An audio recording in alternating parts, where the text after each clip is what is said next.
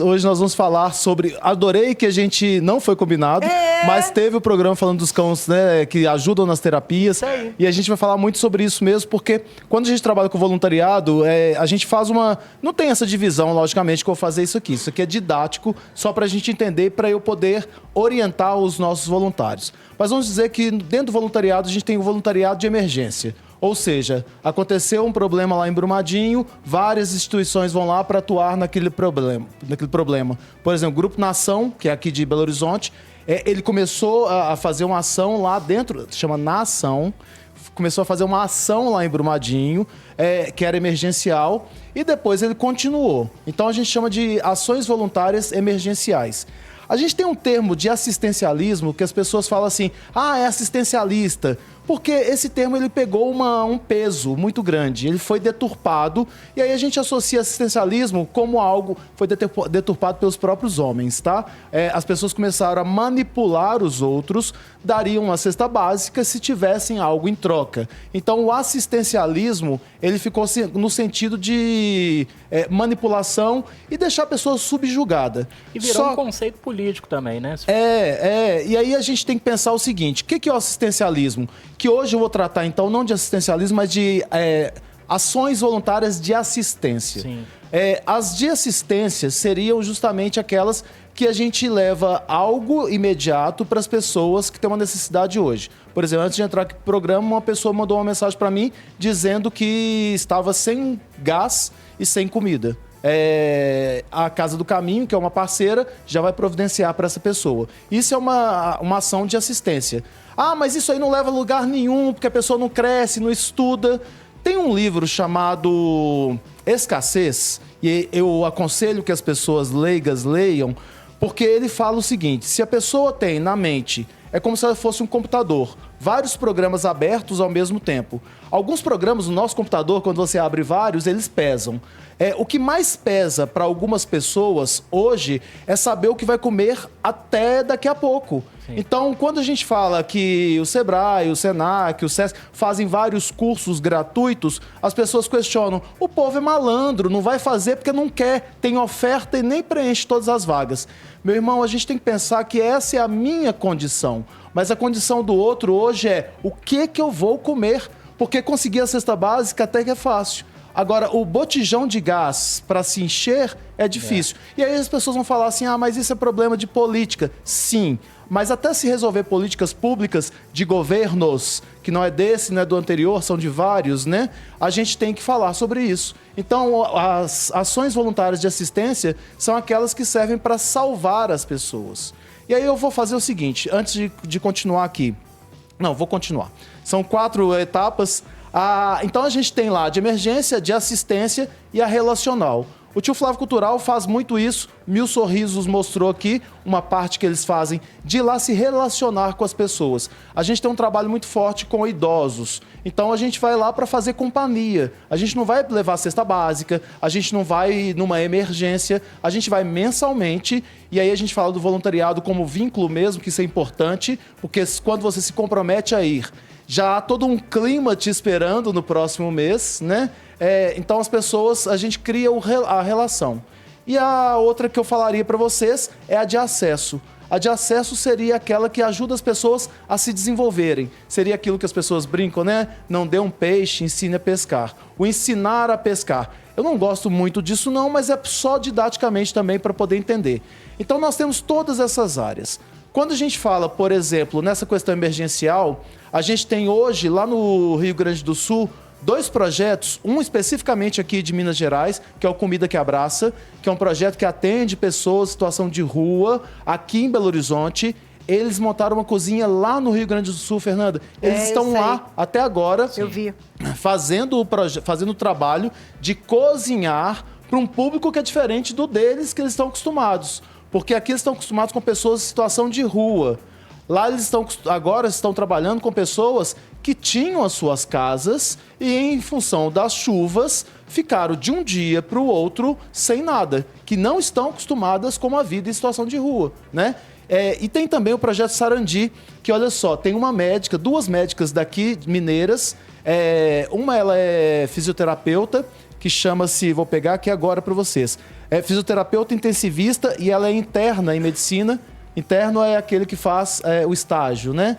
Ela chama Jéssica França, de Belo Horizonte.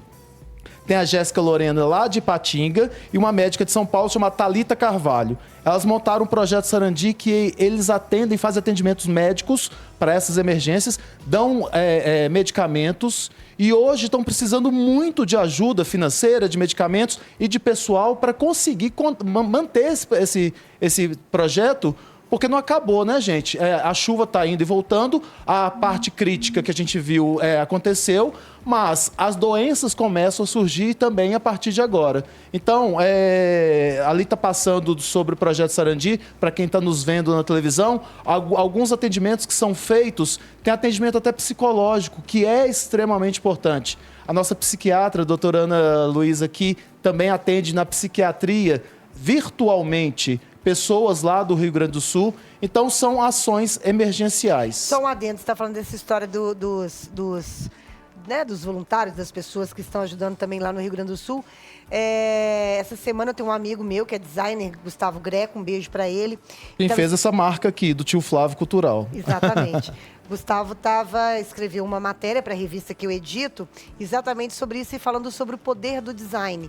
E um dos trabalhos que ele estava falando é uma turma que está desenhando e mandando fazer novos móveis para a galera lá do Rio Grande do Sul, para que eles se unindo nesse projeto, colocando o design na história, para fazer esse trabalho assistencial e voluntarioso e maravilhoso, que às vezes é só a sociedade civil mesmo, que consegue se organizar tão povo, bem, né? para conseguir ajudar, né, tio A gente fala desse, o design ele tem uma potência muito grande. Eu falei um dia desses no encontro de mídia aqui de Belo Horizonte, todas as agências de publicidade que estavam presentes lá.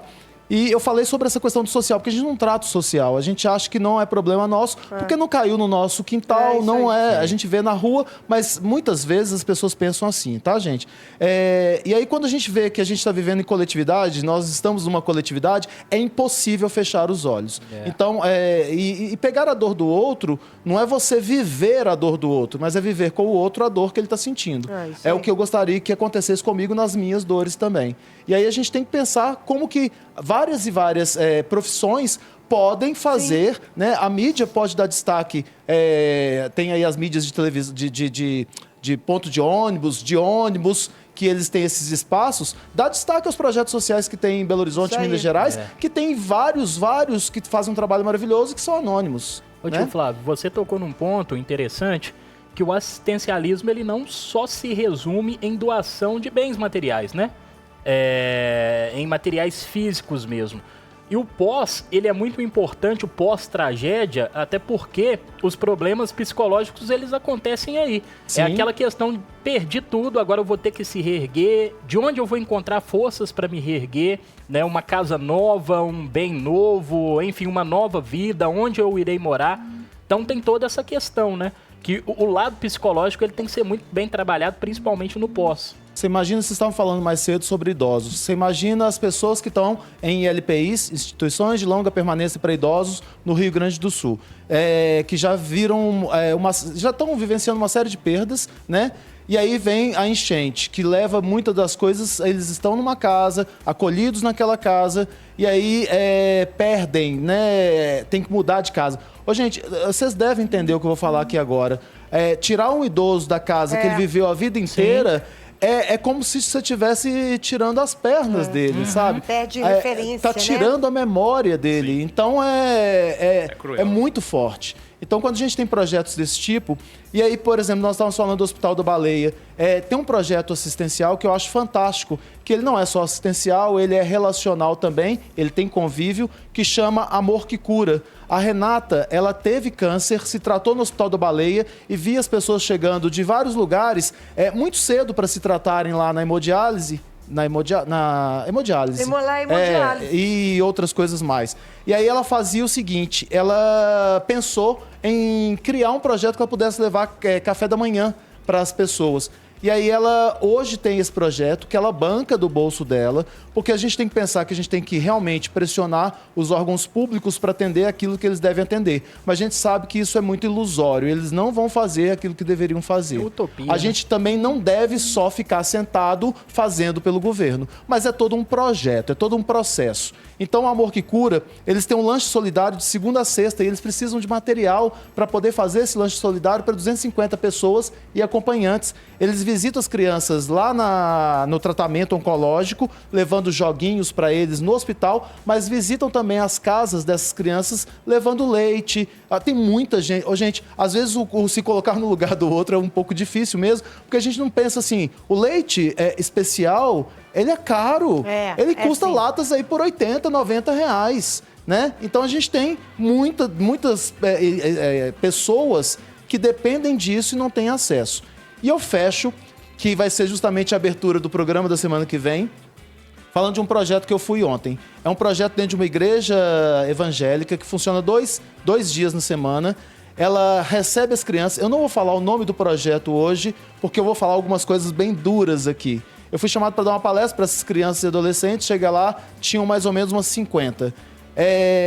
Quando as meninas começaram a falar comigo que muitos deles não têm pais, que estão presos, foram mortos, as mães abandonaram, vivem com as avós, que já tem toda uma dificuldade.